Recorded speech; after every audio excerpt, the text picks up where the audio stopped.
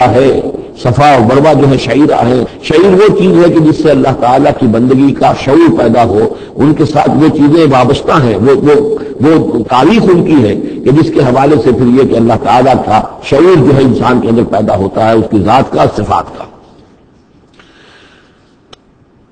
لکم فیہا منافع الی اجل مسمى، یہ جو جانور ہیں اس کی قربانی کے تمہارے لیے ان میں نفع ہے ایک اجل مسمى تک، یعنی یہ نہیں ہے کہ قربانی کا جانور ہے تو اس کے اوپر سواری نہیں کر سکتے، سواری کر سکتے ہو۔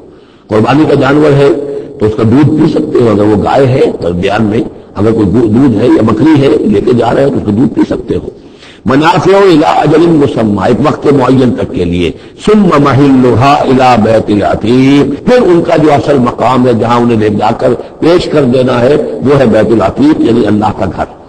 اللہ کا گھر کا جو منہر ہے پھر اس کو وسیع کر کے، اور بلا کی وادی میں ایک بہت بڑی جگہ ہے، ورنہ اس سے پہلے جو ہے یہ مروہ کی جو پہاڑی ہے، صفا اور مروہ کے پاس جو ہے یہ قربان گاہ تھی۔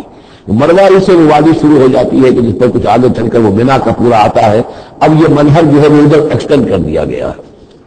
وَلِكُلِّ أُمَّةٍ جَعَلْنَا مَنسَكًا، اور ہم نے ہر امت کے لیے ایک قربانی کا نظام مقرر کیا۔ لِيَذْكُرُوا اسْمَ اللَّهِ عَلَىٰ مَا رَزَقَهُم مِّن بَهِيمَةِ الْأَنْعَامِ، تاکہ وہ اللہ کا نام لیا کریں ان مویشیوں پر کہ جو ہم نے انہیں عطا فرمائے ہیں۔ فَإِلَٰهُكُمْ إِلَٰهٌ وَاحِدٌ، تو جان لو تمہارا الہ ایک ہی اللہ ہے، واحد۔ فَلَهُ أَسْلِمُوا، اس کے سامنے سر تسلیم خم کرو، اس کی اطاعت قبول کرو۔ یعنی یہ ایسا نہ ہو کہ بس قربانی تو ہو رہی ہے، باقی سب حرام خوریاں ہو رہی ہیں، 10-10 ہزار 20-20 ہزار کا جانور لے کر اور اس کے فوٹو کھنچوا کر اخبارات میں شائع کیے جا رہے ہیں، ہے سارا حرام خوری کا نتیجہ۔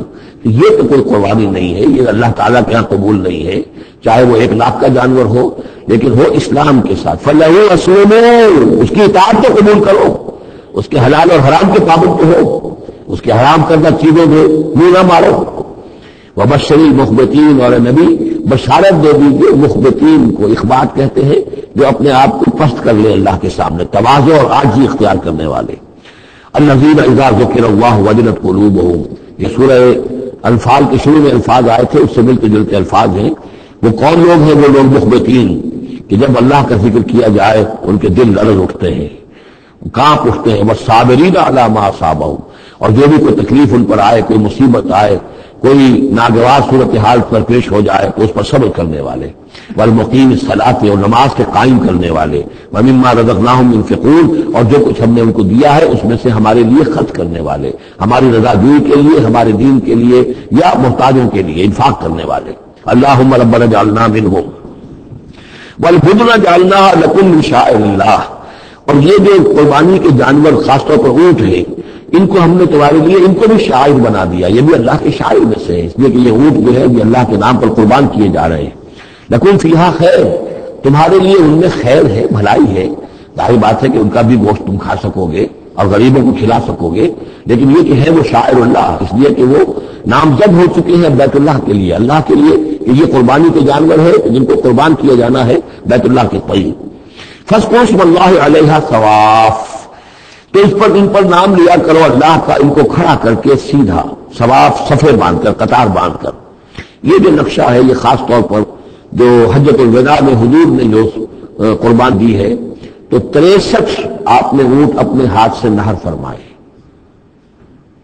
کل 100، یہ 63 آپ نے اپنے ہاتھ سے نہر فرمائے۔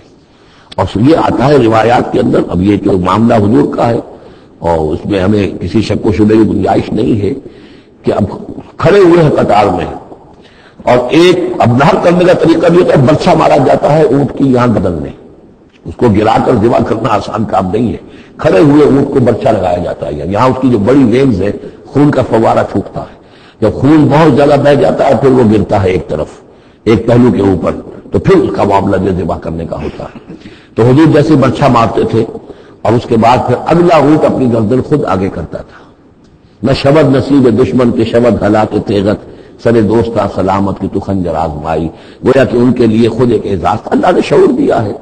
وہ تو جو ایک سوکھی ہوئی لکڑی تھی جس کا سہارا لے کر حضور صلی اللہ علیہ وسلم وہ آپ خطبہ دیا کرتے تھے جمعے کا، پھر جب ممبر بنا دی گیا اب وہ اس لکڑی جو ہے اس کا آپ سہارا نہیں لے رہے، تو پہلا دن جب تھا کہ آپ نے اس کا سہارا نہیں لیا اور آپ ممبر کھڑے اور آپ نے جب خطبہ دیا ہے تو تو اس سوکھی لکڑی میں سے ایسی آواز آ رہی تھی جیسے کہ بچہ بلک بلک کر رو رہا ہو کہ